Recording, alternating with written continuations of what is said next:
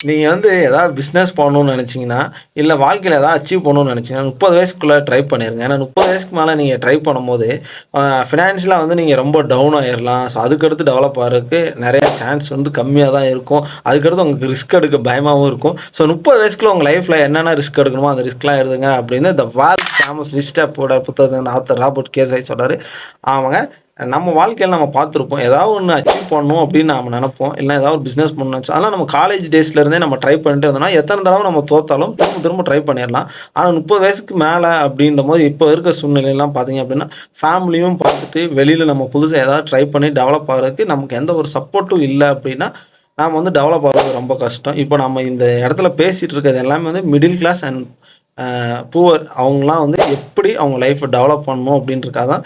அதே இது ஒரு பணக்காரங்களா இருந்தாங்க அப்படின்னா, அவங்க 50 வயசுக்கு மேல கூட ட்ரை பண்ணாலும் அவங்கனால வின் பண்ண முடியும். ஸோ நம்ம வந்து ஃபினான்ஷியலா டெவலப் ஆகணும்னு நெனச்சீங்கன்னா, நீங்க 30 வயசுக்குள்ள எல்லாத்தையும் ட்ரை பண்ணா தான் கொஞ்சம் பெஸ்ட்டா இருக்கும் அப்படின்னு ராபர்ட் கேசாய் சொல்றார். இந்த கருத்து பத்தின உங்களோட கருத்து என்ன அப்படின்ற கமெண்ட்ல சொல்லுங்க. இன்னும் இதே மாரி வாழ்க்கைக்கு தேவையான நெறைய விஷயங்கள தெரிஞ்சுக்கணும்னு நெனச்சீங்கன்னா, எப்பிக் வாரியர் நம்ம சேனல ஃபாலோ பண்ணுங்க. Thank you.